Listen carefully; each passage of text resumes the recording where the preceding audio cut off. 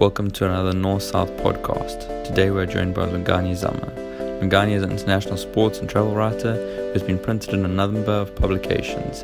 He is also an author, TV, sports producer, and a bit of a golfer.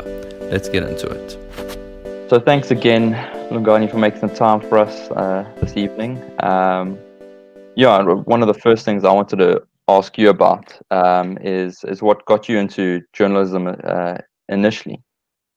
It's a pleasure to be on, guys. First of all, I suppose I've always been interested in writing one way or the other. I was actually at a local school this week doing some fun stuff with some primary school learners. They call it Words Week at St. Charles, and they asked me a similar question, and I said actually when I was at Maritzburg College during history class, I had a small business selling poetry around Valentine's Day, so I realized that I had a bit of a gift with a pen.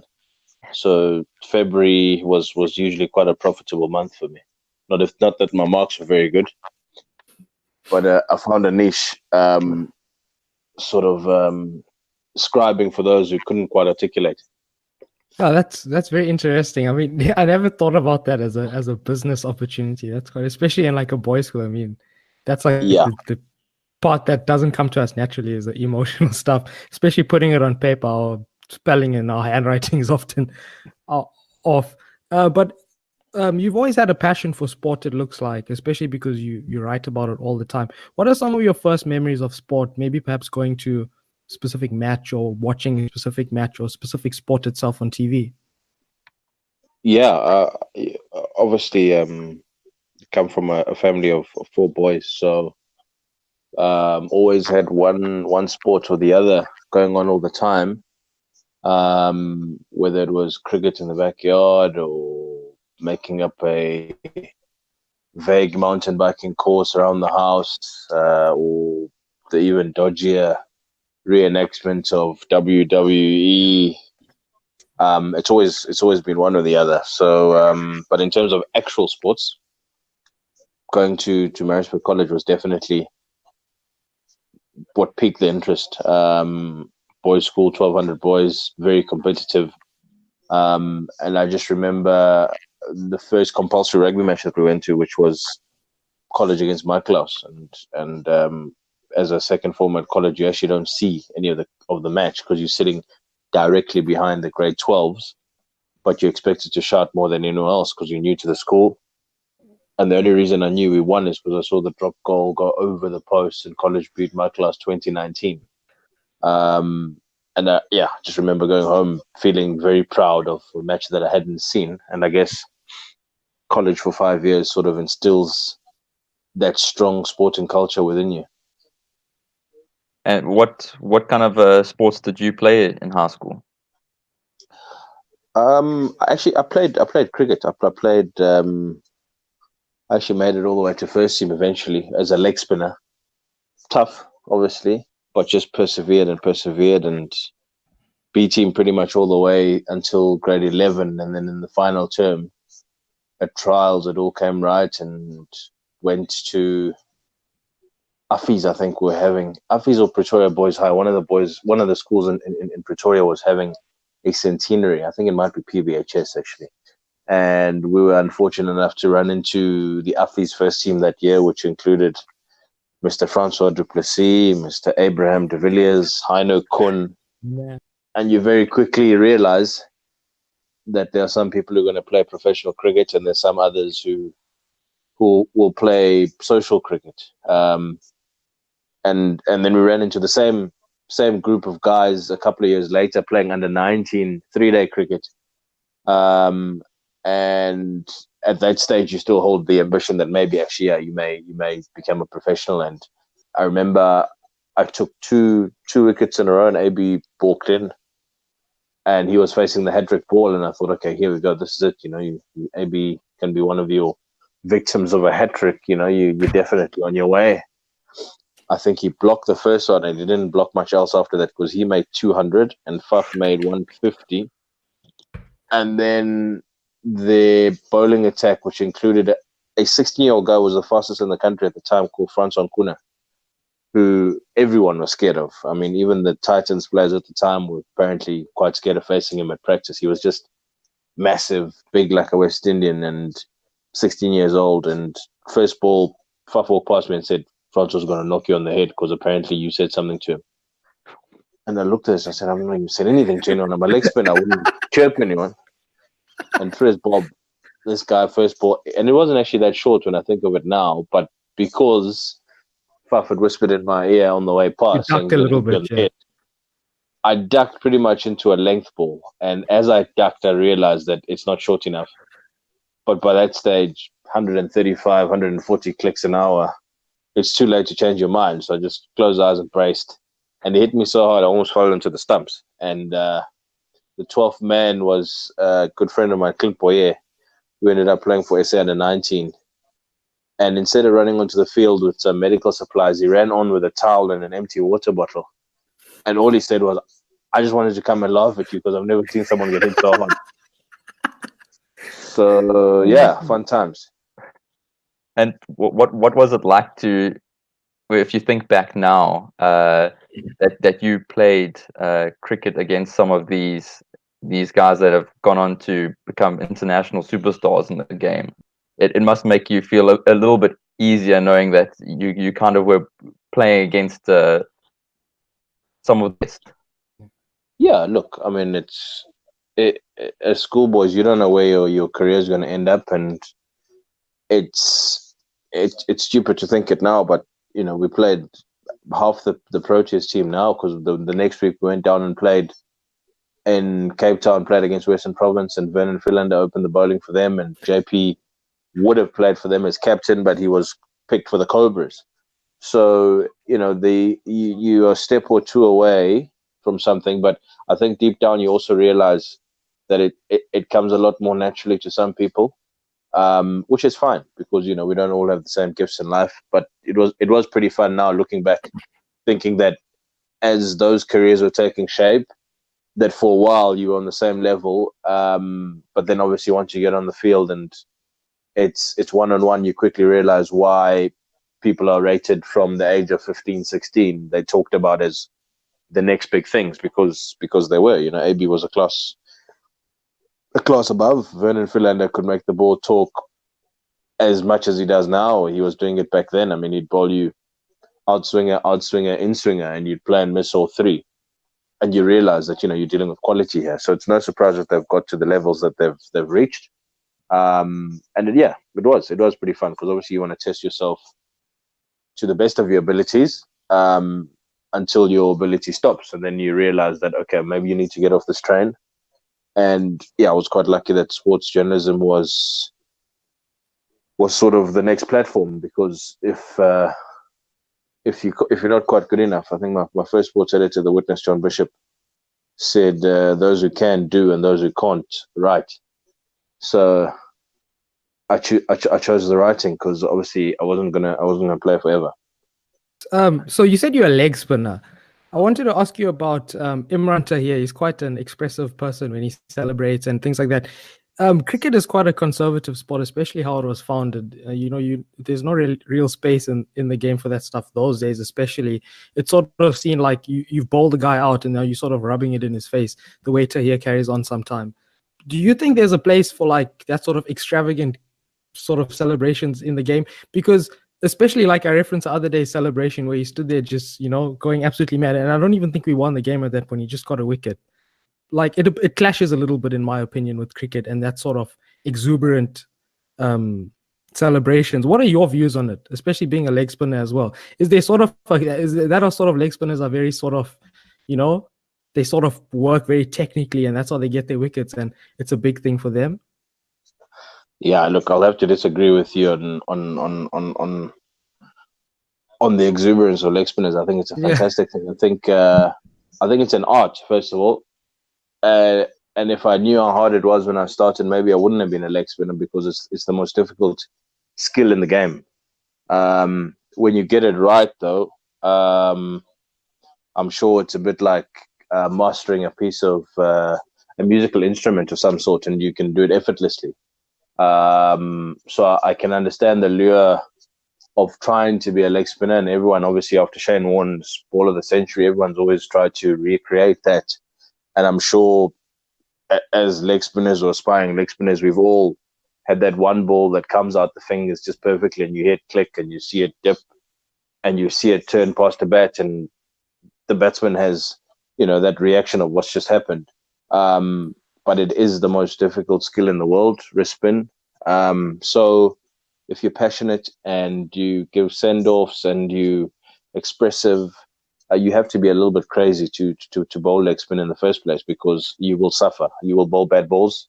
Even the greatest in the world, Shane Warne, would bowl absolute shockers. Waist high full tosses, trying to bowl a flipper or drag one down, trying to bowl the perfect top spinner. It happens. And you just need, I think Imran Tahir, if we can talk about him, his biggest challenge was that he came into a very conservative spin culture in South Africa. Growing up, I always knew that your first over, you're under pressure straight away. If you go for one boundary even, the captain's already thinking, maybe not a good idea. We need to set defensive fields. Whereas you need a brave captain. You need a captain who understands what he's got with you. And I think Imi has sort of really come into his own. It's not coincidence that he's come into his own even more with Faf as his captain, because Faf was a leg spinner himself.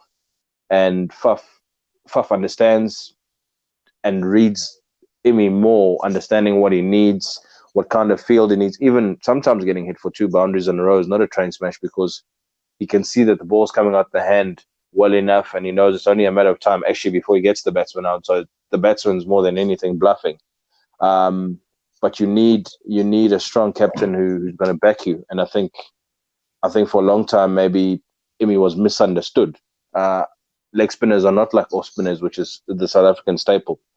You need to be trusted, just like you trust Dale Steyn to bowl 4 outswingers. If 3 of them go for 4 and the third or fourth one gets nicked off, you're happy. But if a leg spinner goes for three boundaries, it just looks worse. Maybe it's because it's slower, and the bad ball of a leg spinner tends to look a lot worse than the bad ball of a fast bowler. But there's always been that culture and that mental block around leg spin in South Africa, which I think has probably killed a lot of careers before they've even started, because it's not tolerated as much as bad fast bowling or indifferent fast bowling is. I can definitely relate to that as a leg spinner myself. It is quite difficult, and it's quite a tolling action on the body as well. So yeah, it is quite difficult. And yeah, moving on to a bit of controversy that happened a few weeks back around Olafia's Colpack deal, leaving SA to join Yorkshire, and then later on saying that he would like to represent England. I just wanted to know what are your thoughts on that? Yeah, look, I think first of all, it's become quite a trend, obviously, for South Africans, usually after the age of 30, to take a Colpack and go and cash in on pounds. And I mean, it's 19 rand to the pound at the moment, so that's a reality. But I think the way that Johan Olafia did it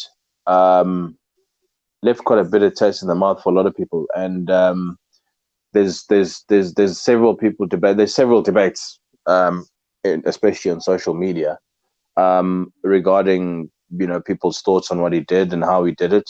And yes, it's a profession. Yes, it's a short career, so he's got to look after himself first, and he doesn't owe anyone any explanation.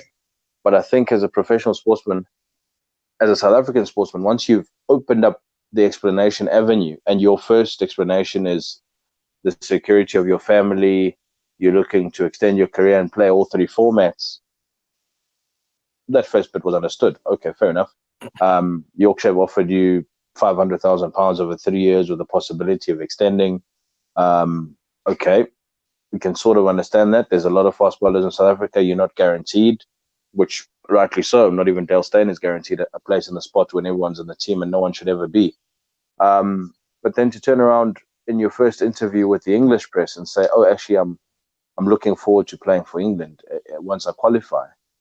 It left a lot of people going, okay, well, what is the actual motive here? There's one story or the other.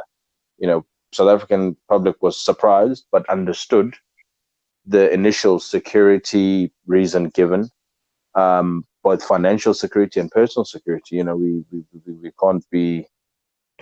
can't ignore the fact that we live in South Africa. There are more dangers than there might be in England, certainly. But once you move from that and you suddenly throw in a whole new curveball and say, oh yeah, actually I want to play for England, it does leave, I suppose, CSA as an employer were most vexed because they've invested not just Duane Olife's current contract, they've invested in him for at least the last 5 years through training, through top-up contracts when he was a promising player, through match fees. They've pushed other people aside in order to push him through because they felt that he was the one, and he's 26 years old, so you're going to get 8 years out of him or something like that. So it's quite understandable for people to turn around and be a bit bitter. And I think a few of the people who've taken Colpacks, from my perspective, might have been badly advised in terms of when you look at where South African cricket is and where the national team is. A lot of those guys may well have played a decisive part in a World Cup. There were some surprising signings. I still can't quite understand how Riley Rousseau figured at his age, 27, when he signed, that was the best move for him when they'd literally shifted around that entire top order and Russell Domingo had cast him as the gun player in the team. He'd dropped Hash at one stage. He'd flipped Faf around. They really were building a top order around him because they believed in the way that he played, that he was a left-handed AB de Villiers. So, when people take your faith or your trust or your loyalty or your backing, whatever, and they throw it in your face and say, cheers, I'm off to make pounds, I think you can understand why there's a bit of emotion around it. And the same applies for Duane Olivier because, he's just come off a season where he's been thumping his chest and saying how proud he is to be South African and how he's looking forward to the future.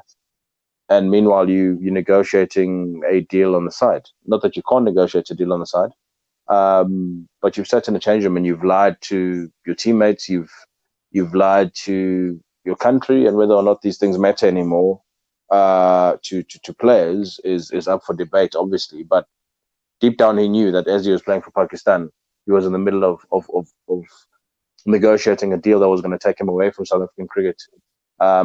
So, you wonder, sitting there denying Kesh Maharaj or whoever else was sitting on the bench while he's playing, is that right? Is South African cricket supposed to say, oh, thanks for your service, Duane, thanks for the 10 tests, thanks for the wickets and all the best? I don't think so. I think, people have emotions and people do get bitter about the fact that you turn around as soon as you're right and, you walk away and then you stick the knife in by then saying that, oh, by the way, I'd love to play for England in a couple of years as well. Yeah, I have to agree with you there. I think that obviously he's entitled to do whatever he wants, but I think the manner in which he did it, that wasn't necessary to say that. And also when it comes to the Proteas and international cricket, it's a little bit more than just about money. I mean, you're representing millions of people and stuff. You need to take that a little bit serious. I think it reflects very poorly on his character. But moving on to a little bit of like domestic cricket, you were saying that a lot of them, maybe they could make the excuse that there's a higher class of domestic cricket there than here, but I don't really think so because the kinds of international teams we produce and the kind of youngsters we churn out would recommend different. Even though attendance at some of these domestic events, Darren and I are purists, we cricket purists. So there's Test cricket and then there's other forms. Like there's only one form of cricket, then there's other versions of it. If you look at the domestic, the 4-day game, in your opinion, is there anything that South African franchises can do to maybe up the attendance at those games? Because they do a lot of different things in T20s and ODIs to get the attendance up, but it's noticeably quiet at the longer form of domestic. Yeah, just before I get to that, sorry, Alistair, I just want to clarify the other thing. There's this notion that if you play county cricket and you get a Colpack deal, you're somehow going to be vastly paid. You're going to be paid vastly more than you would be if you were a national player. It's a complete misrepresentation, because actually, if you play for the Proteas in all three formats, by the time you've tallied up your national contract, your match fees, your bonuses, it pretty much gets to the same £150,000 per year. The only difference between a Colpack deal and a national contract is that you're not guaranteed to play. So you've got to still back your talents. So you can take the guaranteed £150,000 in county cricket and play every match and do everything that the county tells you, because they own you for that 3 years, and they literally do own you. If they say you're not allowed to go to Australia or South Africa in the off season and make a few extra 100,000 rand or a couple of $10,000, that's their prerogative. They own you. But as a Proteas player, the good ones are all in the IPL right now, earning more than their national contracts. And the good ones will come back and play Mzansi Super League, and they'll earn almost the equivalent of a half a year's salary in 6 weeks. So you add those numbers up, and if you're actually as good as you think you are and you believe that you can play international cricket wherever you are, you technically should be making more money as an international cricketer for South Africa than you would on the Colpack deal. So we need to remove this sheen of, I'm going to make more money, and people must understand that there's just more money in England. It's not really. It's not. It's far from it. Far from it. It's a misrepresentation. So anyway, moving on. Your question about attendances. About the longer form of the game, and like what could South African franchises do to maybe make it more appealing to the non-purists? I think we need to follow the English rugby model of, firstly, taking games of a domestic nature away from these massive international venues, and start spreading the game out a bit more. I've seen Dolphins come to Maritzburg on several occasions, and there's always a better crowd than there will ever be at Kingsmead, especially if it's not T20.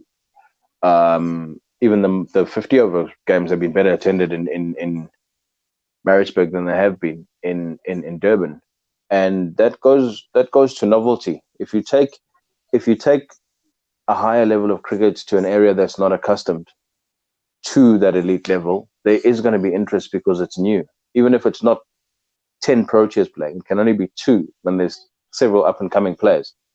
Those small towns are intrigued. So if you take games like Dolphins against Cobras, a 4-day game, and you take them and you put them in club grounds or associate grounds like Maritzburg, like Chatsworth, take them to Paarl, take them to Oudtshoorn, instead of using Newlands every single opportunity. I know players want to play in those, but actually they're empty. You should actually be able to earn and justify playing at Newlands and make it special for players even. Because if you just rock up and play a 4-day game at Newlands and there's 5 people watching, you might as well be playing in a club ground. There has to be that prestige added to playing at these esteemed venues around the country. You go to the Wanderers, you should go there and there should be 10,000 people there and you feel like you're at the Wanderers. But when you go to the Wanderers and you can hear yourself echoing off the stands because it's that empty, I think it's not as special. So rather take them to club grounds, even take them to high quality school grounds, and create a different atmosphere that way, because the school facilities in a lot of places around the country are good enough to host first class matches. In some cases, some venues are actually better than some first class venues. So take that and give schools the opportunity to say to their youngsters from lunch onwards, go and watch a couple of hours of first class cricket. Take it back that way. Rather go into partnerships with schools and say that we'll go to Hilton and we'll go to Maritzburg College and we'll go to Rondebosch and we'll start, making it prestigious for a school to host a first class cricket match. If they're good enough, they host a first class cricket match. The school gets something, the players, some of them go back to their roots. It's a better product, and it's a more attractive product, because you start getting people who had completely no idea suddenly going, is Vernon Philander coming back from injury? Oh, what's he doing here? Oh, he's playing a 4-day franchise match. Oh, okay. Well, I'm waiting for my son to finish practice 2 hours later, so I might as well go watch. Whereas if you keep on taking it and putting it in a venue that people associate with top level cricket, it's, unless you get those top players playing there, people just go, actually, I'd rather not. I'd rather save my money for when the full Proteas are there.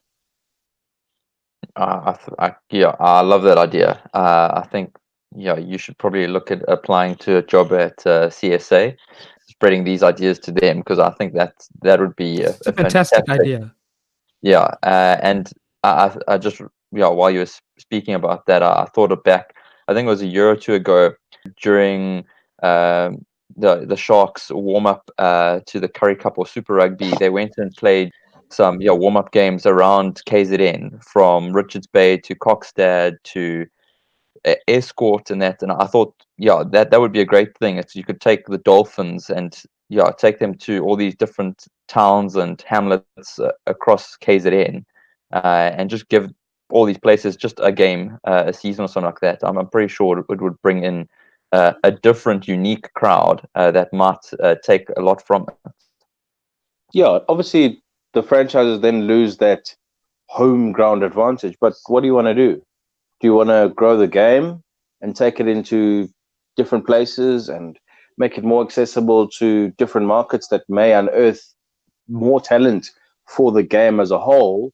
Or do you want to just keep on playing at Centurion in front of 10 people and say, oh, but we're at Centurion, so we've got a home advantage? You got to think bigger. The game has a lot of challenges. The game has a lot of competitors. Rugby is trying to do the same. Soccer's trying to do the same. Athletics does the same. They take it to universities. So you've got to move with the times. You've got to realize that. And also, if we're frank, Kingsmead needs the rest. If you suddenly take half the games that are supposed to be played at Kingsmead and you plant them around KZN, you allow that pitch to rediscover its old soul and get its pace back again, because it's not being used every single week. So it's actually mutually beneficial. So by the time you bring a test match there, there's suddenly a bit more life in the pitch, because actually no one's played on it for about 4 months. So that, the pitch has been allowed to sort of mature and firm up again and get really properly fast. And it's special again. Whereas now it's dead, because every week somebody's playing on one of the pitches on the square. So the square is never really getting time to replenish itself and get back to what it used to be known as the Green Mamba. Now it's just a dead, flat, brown house snake. Couldn't agree more. And if we can move on to the big stuff coming in the next few months, the Cricket World Cup. Yeah, obviously South Africa performed pretty well in the previous World Cup. They were unlucky, I feel, to not have gone all the way. We'll try not mention the C word, but I wanted to know what do you think SA's starting 11 will look like come the first game versus England? I think everyone's been playing selector for the last month. Every single time I sit in the press box, somebody's sitting in a corner somewhere debating why we should take this person or that person. But I understand it. It all comes from a good place, because we all would like to see South Africa finally shake this monkey off its back and go all the way.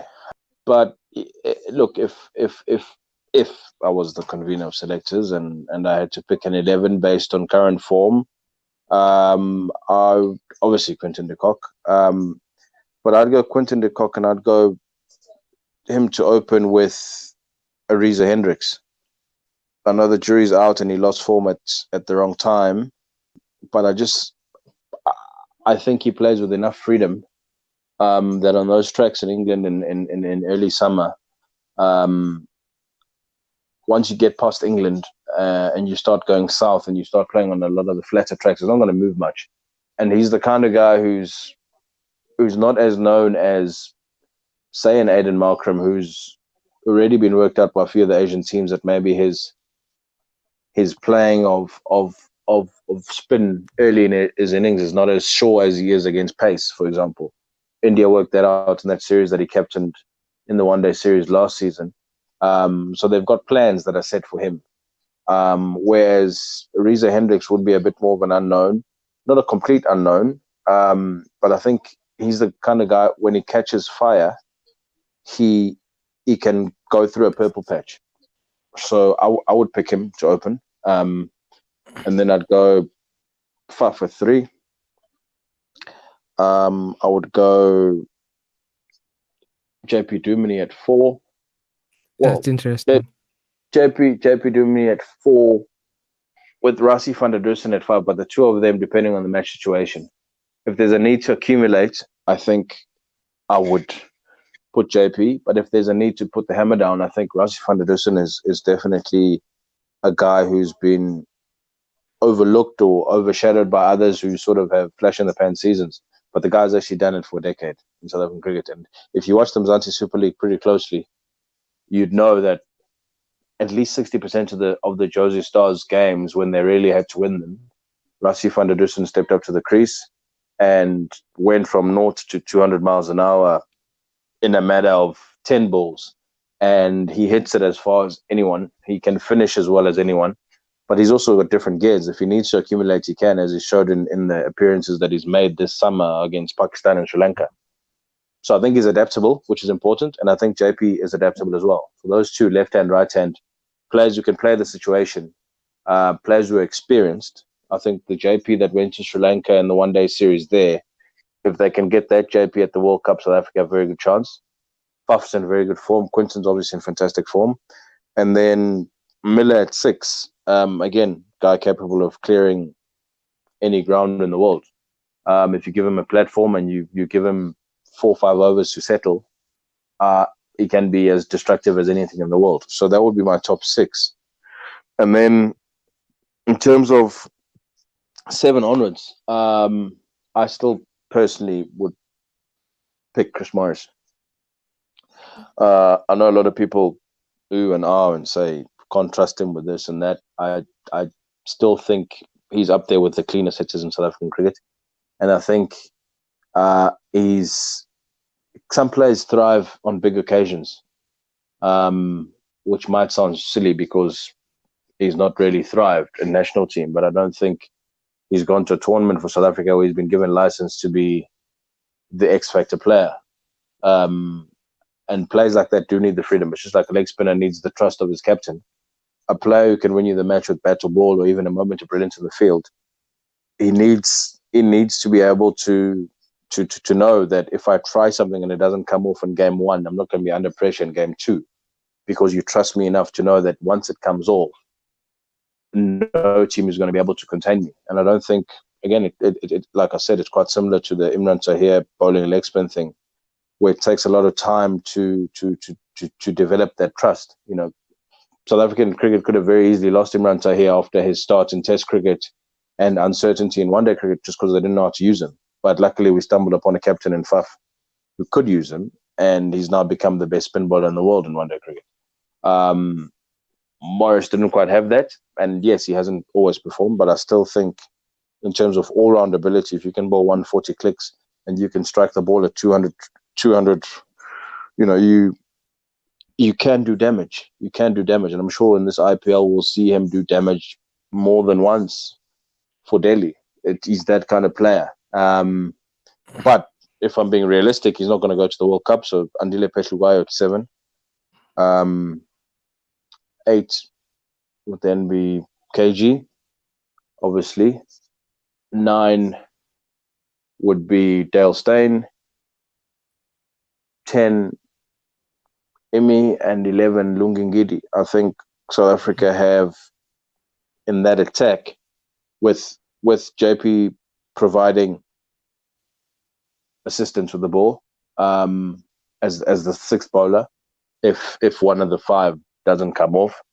I think South Africa have an attack that can win the World Cup, and as long as their batting matches that, I think everyone is talking about India and England, but I think if South Africa catches 5, Quinton de Kock has a tournament similar to the summer he's had, he'll hurt a lot of people.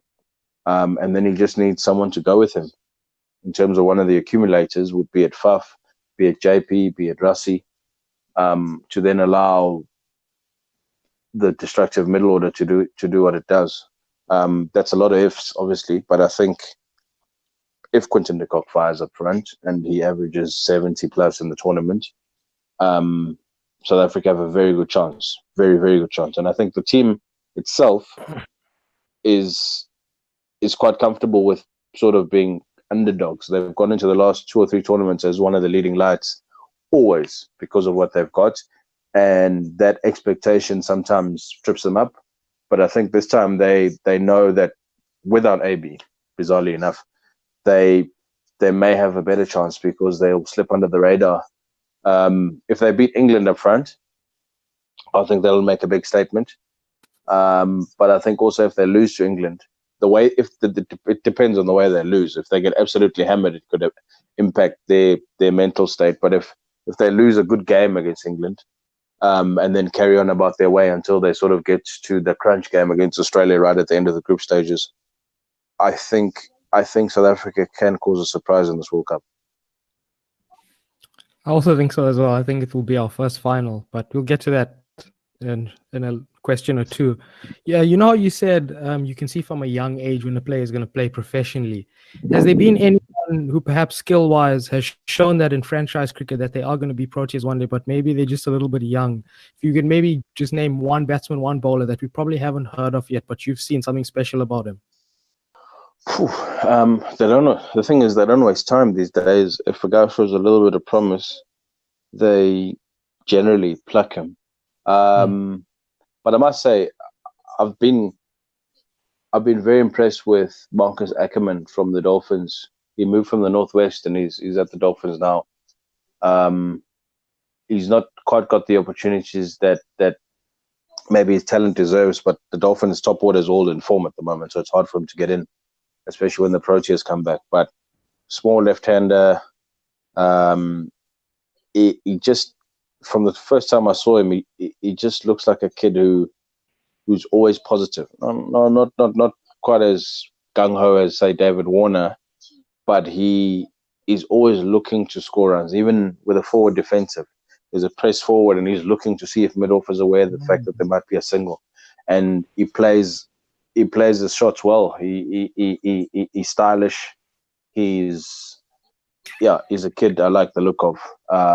So yeah, hopefully in the next season or two he gets a full run across formats, because I think he can be a special player. The numbers might not say it, but I think kid looks the part. He's definitely he made a 90 against Pakistan in their warm up before the Test series, so he can definitely play. He's not scared of pace. He's not shy of taking on the spin. He just I like the look of him. Maybe let's change the bowler to a leg spinner that you think maybe is the next to come up, a young one. A leg spinner.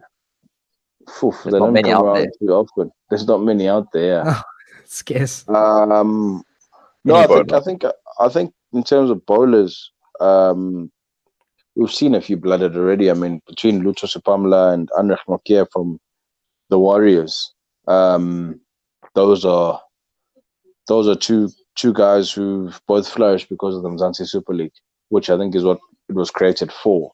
I think it was AB himself, when I asked him about Sipamla, he said he thought the kid might even go to the World Cup. He thought he was that good. He said he's never seen a guy so receptive at that young an age, coming to a new environment, and just being able to process. He was giving him the death overs when they were playing for Spartans every game. And, he's a bright kid. He's got pace. He's built similar to Lungingidi. He's just sharp. He's got a good cricket brain. And, I've watched him across formats as well. And he doesn't sort of turn it on when the cameras are there. I saw him and Nokia run through the Dolphins on the final morning, defending 120, and they did the job.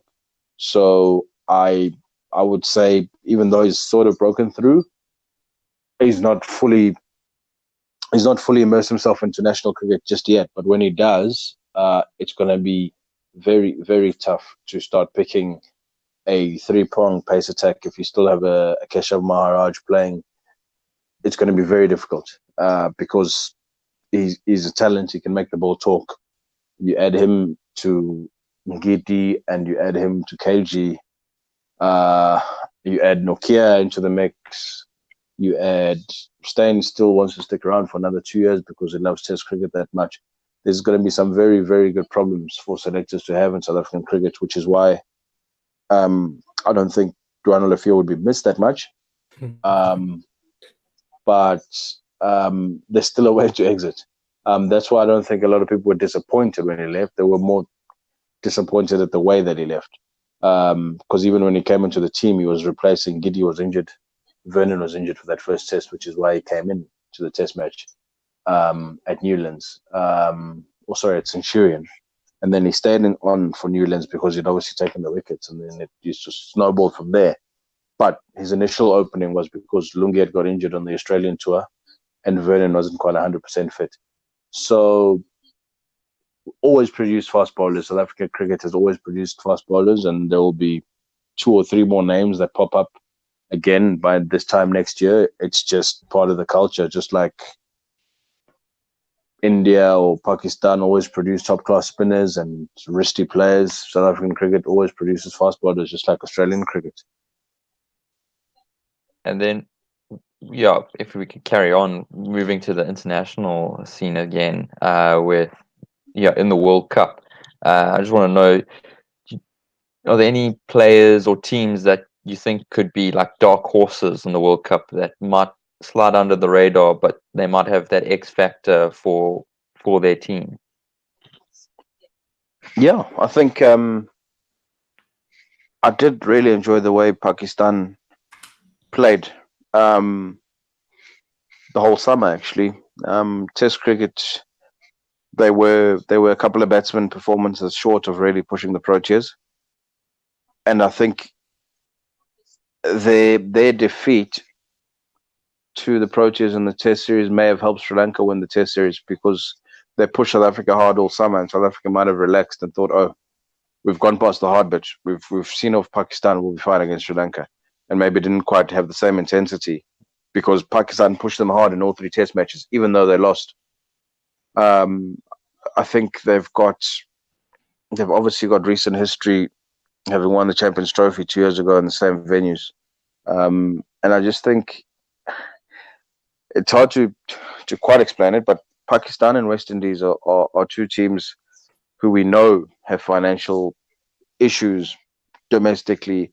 We know that there's always one or other political issue rumbling on in the background. We know that there's usually a player power struggle before the tournament starts. We know all these things, and they probably will happen if they're not already happening. West Indies have just changed their presidency and everything. There's been a lot of upheaval, even as they beat England in a Test series and play the one-day cricket that they played. I think there's certain teams in the world who, regardless of their personal circumstances, once they cross the white line, it's almost emancipating, and they look forward to reproving why they've won World Cups and they've won world titles, because they can go and take on a South Africa that's fancied, or an England that's fancied, or an Australia that's fancied, or in Pakistan's case, go to India and stuff them up, just to say to them, it actually doesn't matter what the form book says. It actually doesn't matter what riches you have or what the rankings say that you're number 1 and we're number 10. On the day, if we turn up, we will beat anyone. And I think Pakistan and West Indies in particular have that belief. They just have that belief. I mean, Pakistan don't even play at home anymore. So every game is an away game. So they've just had to get comfortable playing away all the time. So there's no such thing as an intimidating atmosphere for a team that plays away all the time. And West Indies are the same. Most of their players are spread around the world playing some or other T20 tournament. But when they come together, there's a sense of, okay, we're representing something bigger than ourselves here. Let's show the world that's been ridiculing West Indies cricket that actually, if we turn up, it doesn't matter that we ranked 10 and we had to go to a qualifying tournament in Zimbabwe just to get here. We'll now try and be the first winners to go from a qualifying tournament and then go all the way and win the whole tournament. You know, there is that bravado and that sense of, we'll show you, which I think helps in tournament cricket, because if you've got nothing to lose, you play with a lot more freedom. Whereas teams with reputations to live up to, which South Africa has had at most tournaments that it's gone to since returning from isolation. It's gone to tournaments as one of the favorites. And you've got to live up to that reputation of winning 80% of your ODIs between World Cups. So now you've got to show it at the World Cup where it actually really counts. And, that pressure can be throttling. Whereas if you've snuck in, you kind of think, oh, well, here we are. Let's see how it goes. And that's why you'll see a Pakistan. I wouldn't be surprised at all if Pakistan and West Indies make the semi-finals. Now, Lungani, to finish off with a bit of a hypothetical question for you. If you look at the Australian Test team, maybe around 2000 to 2008, those plays before that mass exodus of people retiring, and if you look at the South African team, maybe from around the time we won the Basil de Olivier Trophy in around 2008 in England, till about maybe 2016, around that time when Jacques Kallis retired. If those two teams had to go head to head, like, what do you think would happen? Who do who would stand out for you? Would it probably just end in a draw of massive innings, or would Warren find a way? Would Steyn find a way? I mean, just the mashup of plays, they're all-time great captains, all-time great test plays. What do you think would transpire in a match like that? Yeah, look, I'm South African, but I'm realistic. That Australian team at the turn of the century, when they went on that run of 16 successive test matches, won, and it wasn't just winning, it's the way that they won, the cricket that they played. They forced people to start scoring at 4 runs and over. They forced teams to follow on for fun. They had an attack that had everything. I mean, Glenn McGrath is a faster version and taller version and maybe even more skillful version of Sean Pollock. Brett Lee was just as fast and swung it just as much as Dale Steyn sometimes. You then had Jason Gillespie, and if it wasn't Gillespie, you'd go with one of the other ones who were just as skillful. And then obviously you had Warren, the greatest bowler alive, who can defend anything from 50 to 500. And if you've got a batting team that can make 500 for you in the first place, which means you're bowling to attacking fields all the time, people around the bat all the time. I think the constant pressure that they just put people under with bat or ball, that Australian team was the greatest test team that we've ever seen. And maybe people forget that because it's a while ago now. It's almost 20 years. But at their peak, under Steve Waugh, with Hayden and Langer walking up front, or Brett Lee and McGrath with the new ball, that team was unstoppable. If they turned up, and you still had Gilchrist at 7. There's guys like Mike Hussey is regarded as Mr. Cricket, but he couldn't get into that team for 10 years. With all the tens of thousands of runs that he made in Sheffield Shield cricket, he couldn't even sniff a test cap because that's the standard that Australia had. So for me, it's not even a comparison. As wonderful as that South African team was, they would have pushed them, I'm sure, but Australia just had too many superstar players. South Africa had a couple of superstars and some very, very, very good players, very, very good players. But the constant pressure that Australia would put you under with bat and ball, I think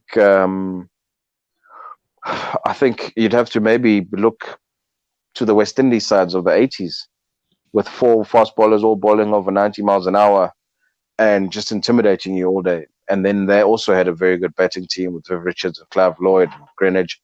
Maybe that would be a closer test match. But the South African team of 2008, as good as they were, I don't know. And as a South African, it's tough to say that. But that Australian team was really, really good. I can't remember the number of times I woke up 5 o'clock in the morning hoping for a miracle, and Australia 400 for 2, or South Africa 120 for 6. Yes, it really scarred our child today. But yes, that's pure honesty from you, because as a KZN guy saying someone's better than Sean, yes, that has to be honesty, I think. So yeah, that was the expert opinion. I have to agree with you there. As good as that South African team was up until recently, there was something special about that group of players, a bunch of X-Factor players.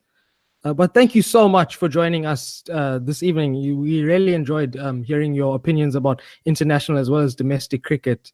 And your opinions in general about how the game should be played and is played. So thanks so much for joining us.